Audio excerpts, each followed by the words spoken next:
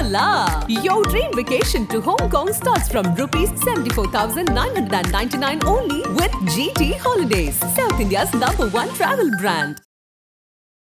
விஜய் சாருக்கு அங்கேருந்தே ஃபோன் பண்ணுறேன். ஃபோன் பண்ணி ஜிம்மு திறக்கணும் சார். ஏன் உடனே வரேன்ட்டார். கேப்டன் வராரு அப்படின்னு. கேப்டன் வராரா? அண்ணனுக்கே போஸ்டர் இதெல்லாம் அடிங்க, எனக்கெல்லாம் ஒன்றும் அடிச்சிடாதீங்க.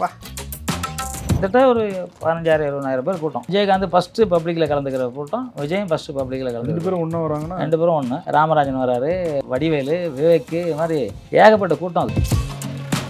ஜிம்மு ஓப்பன் கட் பண்ணுறதே விஜயகாந்த், ஜிம்மு ஆப்ரேட் பண்ணுறதே விஜய் சார். விஜய் சார் வந்து ஜிம் எக்ஸசைஸ் பண்ணுறப்போ வீடியோ எடுக்கிறோம்.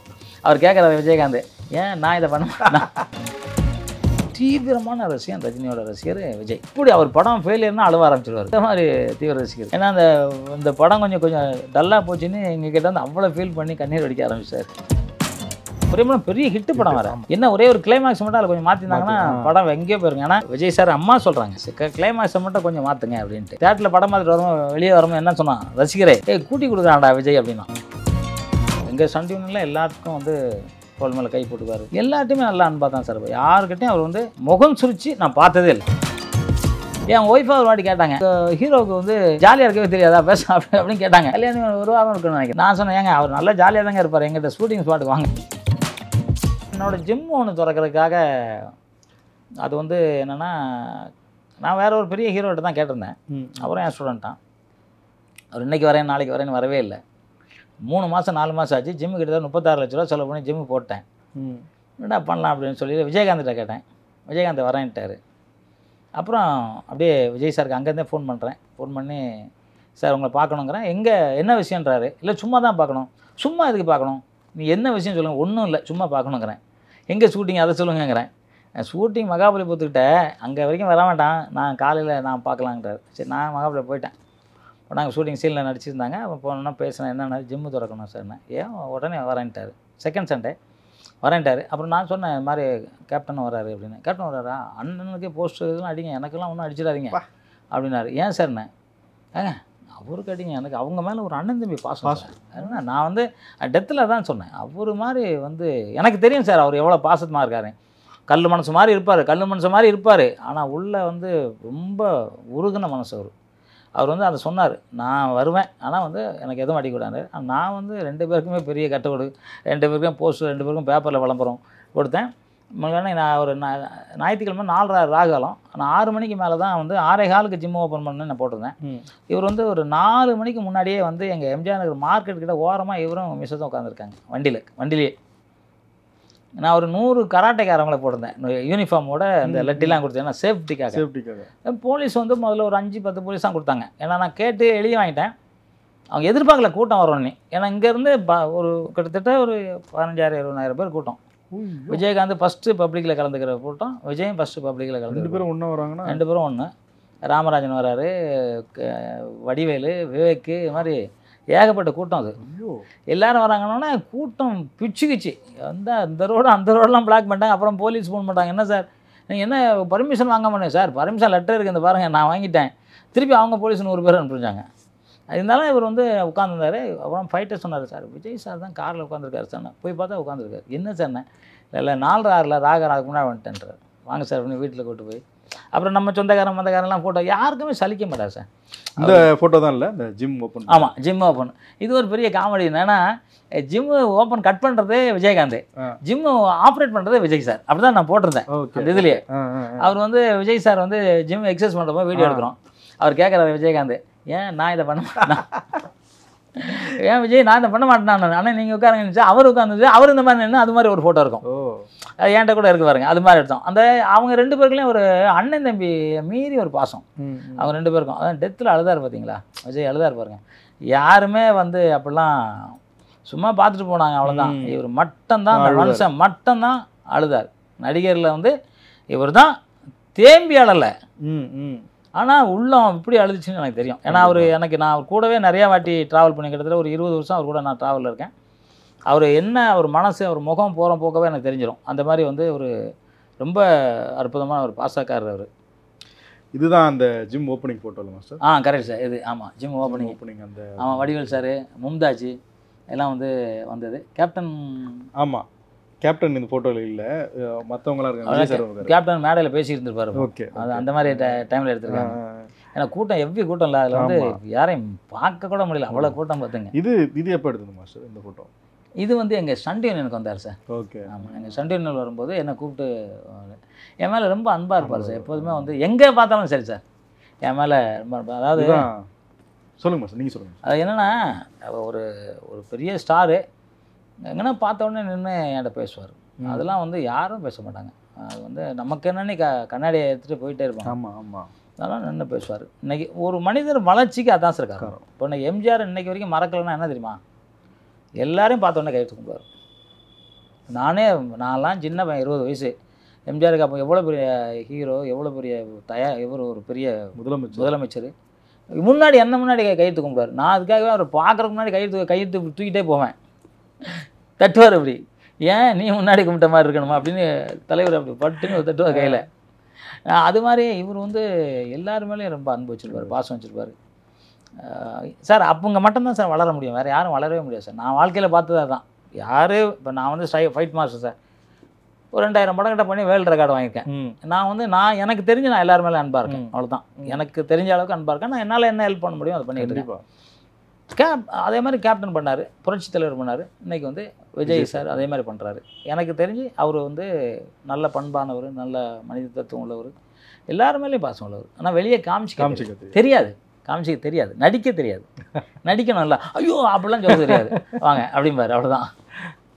இதுதானே கல்யாண ஃபோட்டோ? அவர் கல்யாண ஃபோட்டோ சார். அவர் கல்யாணத்தில் எல்லா இதுலேயும் நான் இருந்தேன் சார்.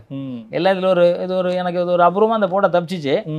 ஏன்னா ஃபேமிலி ஃபோட்டோ, எல்லாரும் அவங்க அம்மா எல்லாரும் நின்று இந்த எடுத்த ஃபோட்டோ. அது என்ன விஷயம்னாக்கா, என்ன கூட நிற்க சொல்லுவார் அவர், இருங்க மாஸ்டர் அப்படி மாதிரி. அவருக்கு கொஞ்சம் பயம். அவர் எப்போவுமே யாருனா கூட நிற்கணும்னு நினைப்பார்.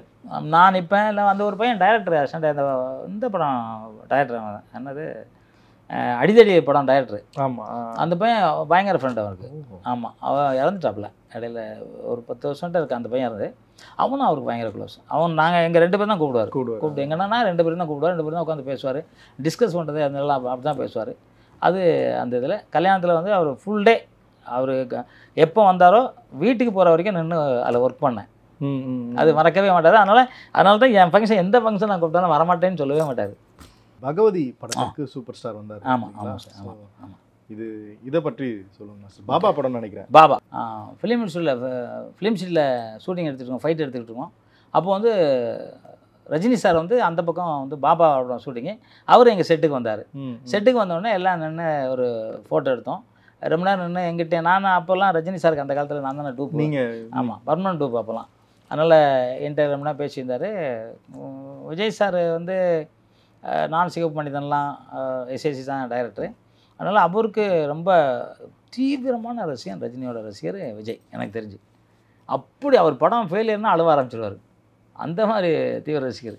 ஏன்னா இந்த படம் கொஞ்சம் டல்லாக போச்சுன்னு எங்ககிட்ட வந்து அவ்வளோ ஃபீல் பண்ணி கண்ணீர் வடிக்க ஆரம்பிச்சார். அது மாதிரி அப்போ வந்து ரொம்ப நேரம் பேசியிருந்தோம். கிட்டத்தட்ட சாப்பாடு எல்லாமே ஒன்றாவே சாப்பிட்டேன். அன்றைக்கி லஞ்சு எல்லாம் ரஜினி சார், விஜய் சார் எல்லாம் ஒன்றாவே சாப்பிட்டோம். நாங்கள் எல்லாமே, நான் வெங்கடேஷ் சார் எல்லாமே ஒன்றா தான் சாப்பிட்டாங்க.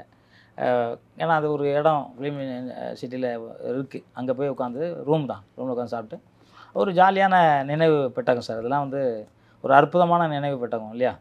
கண்டிப்பாக ரொம்ப. ஏன்னா 2 ஸ்டார், 2 பக்கம் 2 ஸ்டாரு. இன்றைக்கும் ரஜினி சார் சூப்பர் ஸ்டார். இன்றைக்கும் வந்து ஒரு அதெல்லாம் யாருக்கும் கிடைக்காத விஷயம் இல்லையா? அதான் அந்த பணிவு, அந்த அன்பு தான். அதுதான் சார், இதே தான் மக்களுக்கு எல்லாம் சொல்ல வேண்டியது. பணிவு, அன்பு, ஒழுக்கம், கடமை, இதெல்லாம் வச்சுக்கிட்டு இருந்தாக்கா எந்த இடத்துல மனுஷன் தோக்க மாட்டான். வேறு சாராயம் குடிக்கணும் அதுக்கு போகிறான்ல, இதெல்லாம் பாருங்கள் இன்றைக்கி என்ன இது இருக்கு இல்லையா? அதெல்லாம் வந்து கொஞ்சம் கூட மூளை இல்லாதவங்க பண்ணுறது. இதெல்லாம் இன்னைக்கு நீங்கள் பார்த்ததுல வந்து ரொம்ப மிகப்பெரிய உச்சத்தில் இருந்தது எம்ஜிஆர் ஐயா அவர்கள். அவர் கூடவே இருந்து அவர் இல்லத்திலும் உள்ளத்திலும் இருந்தீங்க. அதே மாதிரி கேப்டன் அவர்கள். இன்னைக்கு விஜய் சார் கட்சி தொடங்கியிருக்காரு. ஆமாம், எம்ஜிஆருக்கு அப்புறம் விஜய் சார் இந்த முதலமைச்சர் ஆகிறதுக்குண்டான வழிகள் இருக்கா? இல்லை சார், எனக்கு தெரியல. அது எனக்கு தெரியல. என்ன வந்து அவங்க நான் என்ன விஜய் சார் பார்த்து கிட்டத்தட்ட ஒரு 2 வருஷம் மேலே ஆயிடுச்சு. என்ன கட்டமைப்பு, என்ன மாதிரி இருக்காங்கங்கிறது எனக்கு புரியல. ஏன்னா அன்னைக்கு வந்து நம்ம மீடியா அப்படி கிடையாது. எம்ஜிஆர் இருக்கும்போது மீடியா கிடையாது.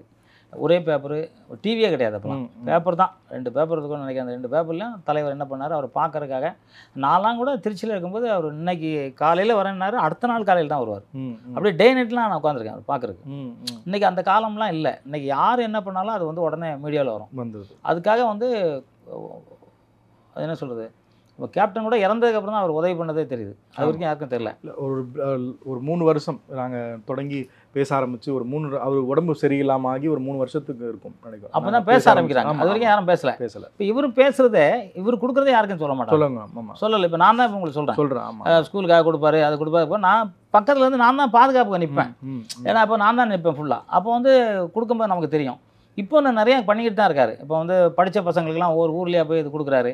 எல்லாமே போகிறாரு. இன்னைக்கு சாராயம் குடிச்சதுக்கு போயிருக்காரு, அங்கே போயிருக்காரு இல்லையா. அது மாதிரி நிறையா விஷயங்கள் பண்ணுறாரு. இன்னும் நிறையா பண்ணணும்னு நான் நினைக்கிறேன். ஏன்னா மக்களுக்கு வந்து ஒவ்வொரு நிமிஷமும் ஒவ்வொரு உதவிகள் பண்ணிக்கிட்டே இருக்கணும்.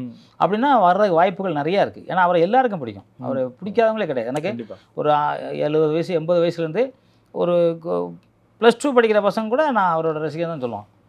இப்போ நான் கூட எதனா ஒரு ஃபோட்டோ விஜய் சார் கூட பார்த்துட்டாங்க, சார் விஜய் சார் கூடலாம் இருக்காரு அப்படிங்கிறான். ஏன்னா நான் இன்னும் சின்ன பையன் நினச்சிட்டு இருக்காங்க. இல்லை அப்படி சொல்கிறாங்க. அது மாதிரி அவர் மேலே ரொம்ப பாசமாக இருக்காங்க. எங்கள் ஆஃபீஸில் ஒருத்தவங்க ஒர்க் பண்ணுறாங்க. அவங்க தம்பி வந்து இதில் படிச்சுட்டு இருக்காரு, என்ன பாண்டிச்சேரியில் படிச்சுட்டு இருக்காரு. பாண்டிச்சேரியில் அது ஒரு ஊரில் படிச்சுட்டு இருக்காரு. அவர் விஜய் சார் கட்சிக்கு வந்து சார் நான் உடனே மெம்பர் ஆகணும்னு சொல்கிறாரு. உடனே நான் வந்து மெம்பர் ஆகி அவர் தான் ஓட்டு போடுவேன். ஓட்டு போடுற வயசே வரலணும், ஆனால் நான் ஓட்டு போடுவேன் அப்படிங்கிறாரு. அந்த மாதிரி நிறையா பேர் இருக்காங்க. அவங்களெல்லாம் ஈர்க்கணும். அதுக்கு என்ன பெரிய திட்டங்கள் பண்ணணும்.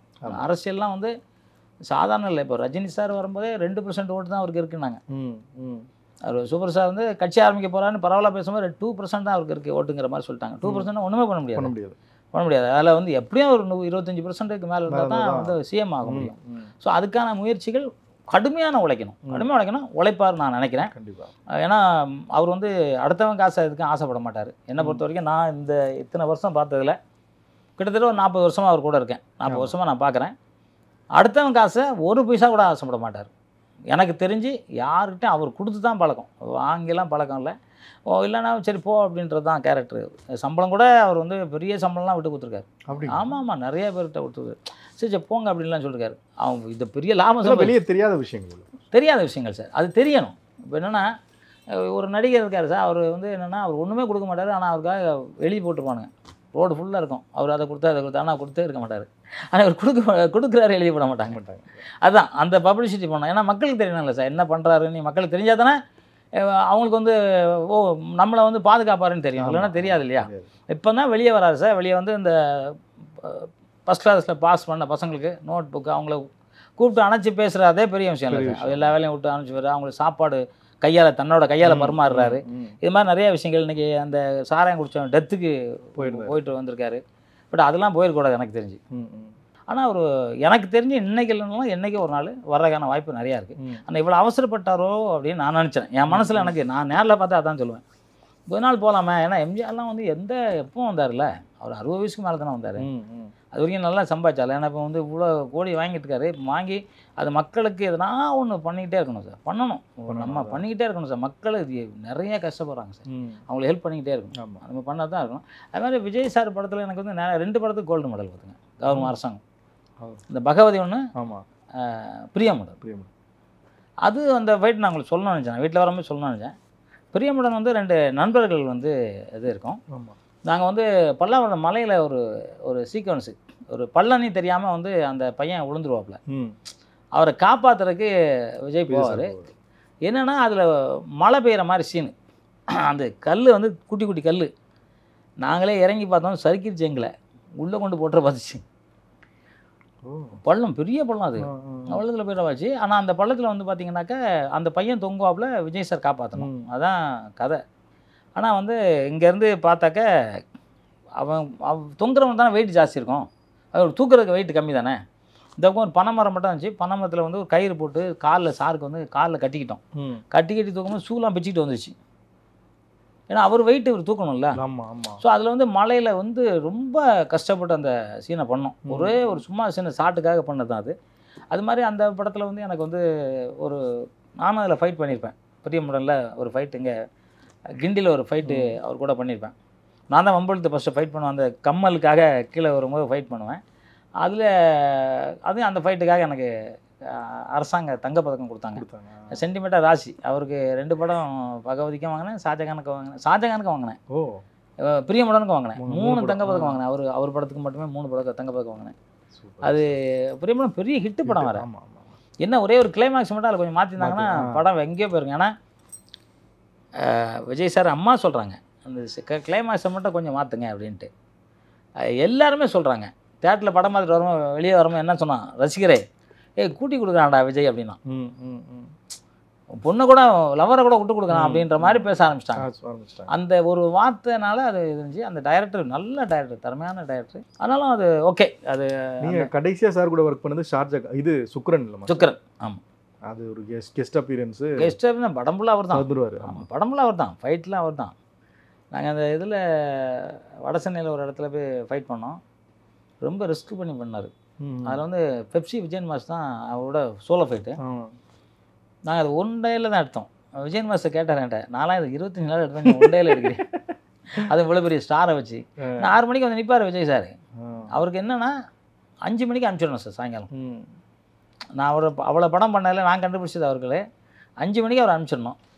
காலையில் 4 மணிக்குனா கூட வந்துடுவார். 5 மணிக்கு சாயங்காலம் அனுப்பிச்சிடணும். அவ்வளோதான். நான் கரெக்டாக அவர் என்கிட்ட கேட்பார், மாதம் எத்தனை மணிக்கு அனுப்பிங்கன்னு. சார் 6 ஆகிடும்பேன். ஆனால் கரெக்டாக 4:50 சார் போய்ட்டு வாங்க சார். அவர் ஒரு இன்ப அதிர்ச்சியாக இருக்கும். உண்மையாவா அப்படின்பார். கட்டி பிடிச்சார். ஓகே ஜாலி, நான் வரேன்ட்டு கிளம்பிடுவார். ஸோ அது மாதிரி அவர் ஆர்டிஸ்ட் அப்படியே ஜாலியாக அப்படியே வேலை வாங்கணும் இல்லையா. அது மற்ற டெக்னீஷியன்ஸ் அவங்ககிட்டலாம் எப்படி பழகுவார்? உங்களுடைய ஸ்டண்ட் யூனியன் மக்கள்கிட்ட, ஸ்டண்ட் ஃபைட்டர்ஸ் கிட்ட எல்லாம் எப்படி இருப்பார்? எல்லார்ட்டையுமே நல்லா அன்பாக இருப்பார் சார். எங்கள் ஸ்டண்ட் யூனியனில் எல்லாத்துக்கும் வந்து தோல் மேலே கை போட்டுக்குவார். அவங்களே கூட தோல் மேலே கை போடுவாங்க. எங்கள் ஆளுங்க கொஞ்சம் பழைய ஆளுங்க இருப்பாங்க. அதெல்லாம் வேணா விஜய் அப்படின்னு தோல்வாங்க. அதெல்லாம் ஒன்றும் சொல்லிக்க மாட்டார். எல்லார்ட்டையுமே நல்லா அன்பாக தான் சார். யாருக்கிட்டையும் அவர் வந்து முகம் சுழிச்சு நான் பார்த்ததே இல்லை. நான் அவ்வளோ படம் கிட்டத்தட்ட 40 வருஷம் அவரை ஃபாலோ பண்ண முகம் சுழிச்சு நான் பார்த்ததே இல்லை. ஆனால் சில நேரத்தில் ஃபோட்டோ எடுத்து கொடுக்க மாட்டேன்னா கொடுக்க மாட்டார் அவர். உதாரணத்துக்கு வந்து நான் பகவதி தான் நினைக்கிறேன், நம்ம கஸ்தூராஜ் அவங்க பொண்ணு அப்போ வந்து எஸ்ஆர்எம்மில் இதில் படித்தாங்க, எஸ்ஆர்எம் காலேஜ் தான் நினைக்கிறேன், டாக்டர் படிச்சுருந்தாங்க. அது பக்கத்தில் தான் எங்களுக்கு ஷூட்டிங்கு. ஃபோட்டோ எடுக்க வந்தேன், ஃபோட்டோ கொடுக்க மாட்டேன்ட்டு. எனக்கு என்னன்னே தெரியும். அவங்க கேரமில் உட்காந்துக்க ஃபோட்டோ கொடுக்கலன்ட்டு. அப்புறம் அந்த அம்மா வந்து என்கிட்ட கேட்டாங்க என்னென்ன மாதிரி. ஏன்னா கஸ்தூராஜ் அவங்க பொண்ணு எல்லாம் எனக்கு நல்லா இது இல்லையா. திருப்பி நான் கேரமுக்குள்ளே உள்ளே போய் நான் எடுத்து கொடுத்தேன். அது மாதிரி ஏன்னா யாரோன்னு தெரியல, அதனால எடுக்க மாட்டார். அதே மாதிரி இதை மாதிரி இந்த இப்போ சொன்னல பிரியமுடன் தான் மயிலாப்பூரில் அந்த அந்த முன்னாடி அந்த ஃப்ரெண்டை விரட்டிட்டு போகிற மாதிரி ஒரு சும்மா டம்மியாக ஒரு சீன் பண்ணியிருப்போம்.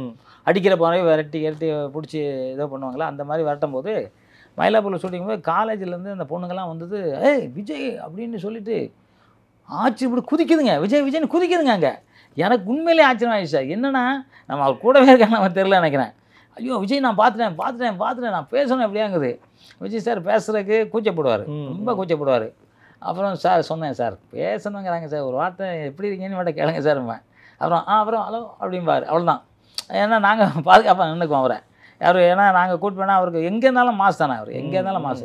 அதனால் ஏன் இங்கேருந்து ஆந்திரா போகிறோம் சார். ஆந்திராவிலேருந்து ஃபஸ்ட்டு ஓப்பனிங் ஃபைட்டு இப்போ பகவதியில் ஒரு காரில் அப்படி சுருண்டு வந்து இந்த பக்கம் நின்று துப்பாக்கி எடுத்து சுட போவார். அதோ ஓடுறான் பார் அப்படின்னு சொல்லி ஒரு இருக்கும். அது நான் செஞ்சு காமிச்சோடனே சார் என்ன சார் ஓகேவானே, ஓகே அப்படின்னாரு. நான் என்ன விட 100 மடங்கு நல்லா பண்ணார், நல்லா பண்ணிட்டு அப்படி நின்னார். அதில் அங்கே ஆந்திராவில் நின்று பார்க்குறவங்களாம் கிளாப்ஸ் அடித்தாங்க. அவ்வளோ கிளாப்ஸ் அதில். ஏன்னா பொதுவாக வந்து எல்லாமே அதை டூப் தான் எடுப்போம்.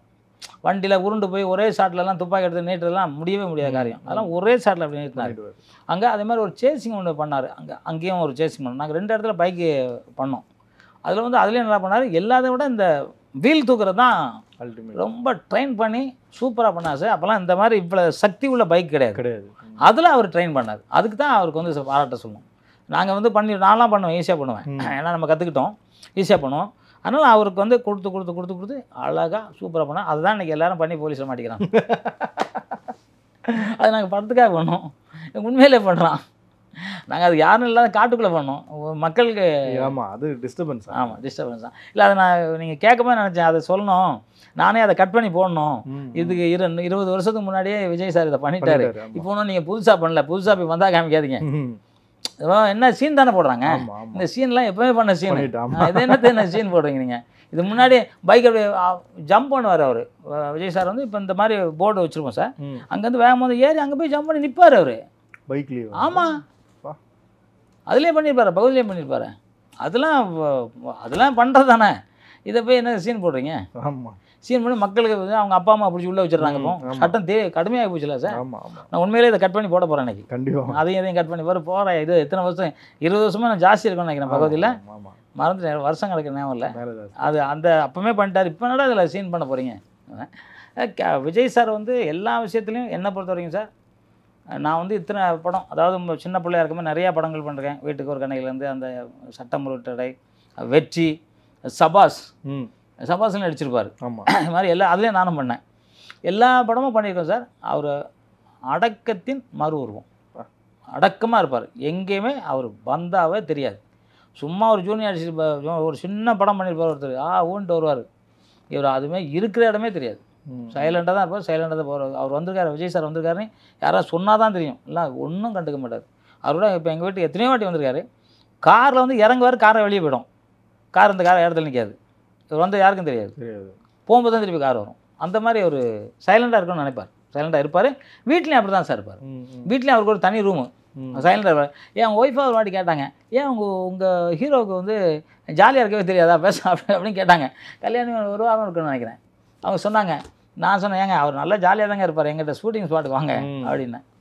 அவர் ஜாலியாக இருக்கும் சார். அவர்கிட்டலாம் ஒர்க் பண்ணவும் ஜாலியாக இருக்கும். நான் சீக்கிரம் பார்க்குறேன், அவரை பார்க்க போகிறேன். ஏன்னா இப்போ நீங்கள் கேள்வி கேட்டு என்ன கொஞ்சம் தூண்டி விட்டீங்க. என்ன அரசியல் எப்படி இருக்குது, என்ன மாநாடு போட போகிறாங்களா, அது சம்மந்தமாலாம் சரி என்ன அப்படின்னு பார்க்கலான்னு நினைக்கிறேன். கண்டிப்பாக. உங்களுடைய இவ்வளவு நேரம் ரொம்ப அழகாக பேசுனீங்க. விஜய் சாருடைய சின்ன வயசுலேருந்து எங்களுக்கு இன்னைக்கு வரைக்கும் இருக்கக்கூடிய நிலவரம் பற்றியெல்லாம் சொன்னீங்க. ரொம்ப ரொம்ப நன்றி மாஸ்டர். உங்களுடைய பணிகள் மென்மேலும் சிறக்க ஆதன் சினிமாவின் சார்பாக வாழ்த்துக்கள். ரொம்ப சந்தோஷம். ஆதன் டிவி நேயர்களுக்கும் அதோட நிறுவனத்தாருக்கும் அதோட தொழில்நுட்ப கலைஞர்களுக்கும் என் கரம் கூப்பி சிரம் தாழ்த்தி நன்றிகள் வணக்கத்தை தெரிவிச்சுக்கிறேன். ஏன்னா நீங்கள் வந்து இப்போ விஜயை அறிமுகப்படுத்துறத விட, விஜய்கிட்டக்குன்னு ஒன்று சொல்கிறத விட என்னையும் ஒரு பிரபலப்படுத்துறீங்க. அதுக்கு மீண்டும் ஒரு நன்றி சொல்கிறேன். நான் அவர் கூட பல ஆண்டுகள் பயணிச்சிருந்தாலும் சிலது இப்போ இந்த இடத்துல நம்ம சொல்லாமல் கூட விட்டுருப்போம், மறந்துருப்போம். ஆனால் அவர் ஒரு நல்ல மனிதர். என்னை பொறுத்த வரைக்கும் இல்லை, எல்லாருக்கும் நல்ல மனிதர், ஒழுக்கமானவர். இல்லைனா இந்த இடத்த தொற்றுக்க முடியாது. அதே மாதிரி அவர் எப்படி வளர்ந்துருக்காரோ அது மாதிரி வருங்காலத்தில் இருக்க இப்போ உள்ள சந்ததிகள், இப்போ இன்றைக்கி சாராயம் குடிக்கிறதோ இல்லை அம்மாவை மதிக்காமல் அப்பாவை மதிக்காத இல்லை வந்து பெரியவங்களை மதிக்காமலோ இருந்தீங்கன்னாக்கா வாழ்க்கையில் வந்து மனித பிறவி வந்து 88 லட்சத்தில் லாஸ்ட்டு பிறவி, 88 லட்சம் பிறப்புகள் இருக்குது. அதில் லாஸ்ட்டு பிறப்பு தான் மனித பிறப்பு. அந்த மனித பிறப்பு வந்து உங்களுக்கு வந்து நீங்கள் எதுக்கு வந்தீங்களோ அதை அடைஞ்சிட்டு நீங்கள் மரணம்ங்கிறது வரும். 120 வருஷம் வந்து ஆயுள் எல்லா மனிதருக்கும். அது வந்து இப்போ இன்னைக்கு கூட ஒரு பையன் ஸ்விம்மிங் பூலில் குளிச்சுட்டு கீழே வந்து ஹார்ட் அட்டாக் இறந்துட்டான். என்னென்னா ஒன்று சாப்பாடு சரியில்லை, சாப்பாடு வந்து வீட்டில் சாப்பிட்றதில்ல, ஹோட்டலில் அந்த கடையில் வைக்கிற அந்த இதெல்லாம் சாப்பிட்றதுனால அந்த உடம்புல இருக்க நரம்பு உள்ள போய் கொழுப்பு அடைச்சிக்குது. அதுக்கான சரியான உடற்பயிற்சி இல்லை, வேலை இல்லை. இப்போ நான்லாம் 9வது பையன் தலைகளை கொட்டி வச்சு அடி அடிப்பாங்க சரியாக வேலை செய்யலாம். இப்போ டீச்சரே அடிக்கக்கூடாது, வீட்லேயும் அடித்தாக்க கம்ப்ளைண்ட். இது மாதிரி எல்லா பிரச்சனையும் இருக்காங்க. நீங்களாக சுய புத்தியாக எல்லோரும் இப்போ இன்றைக்கி வந்து இந்த ஒரு நல்ல நேரம், இளையதளபதி விஜய் அவர்கள் பிறந்த நாளில் வந்து இந்த ஆதன் டிவியில் உட்காந்து பேசுகிற ஒரு நல்ல நேரம். அது வந்து உங்களுக்கு சொல்லுது, விஜய் மாதிரி நீங்கள் வரணும் அப்படின்னு நினச்சிங்கன்னா, அவர் மாதிரி ஒழுக்கமாக இருந்து அவர் மாதிரி நல்லபடியாக இருந்தீங்கன்னா நீங்களும் வரலாங்கிறது இந்த பிறந்த நாளுக்கு அவருக்கு வாழ்த்து சொல்லி மகிழ்கிறோம். ரொம்ப நன்றி. எப்பவுமே அவர் நல்லா இருக்கணும், அவர் குடும்பத்தோடு சந்தோஷமாக இருக்கணும், எல்லாருக்கும் இன்பமாக இருக்கணும்னு அவர் நினைக்கிறாரு. அவரும் இன்பமாக இருக்கணும்னு நம்ம ஆதன் டிவி மூலமாக நான் கேட்டுக்கிறேன். எப்பவும் சொல்கிற மாதிரி தமிழ் வாழ்க, தமிழ் வெல்க, தமிழன் வென்றே தீர்வான். நன்றி. ஜெய்ஹிந்த்.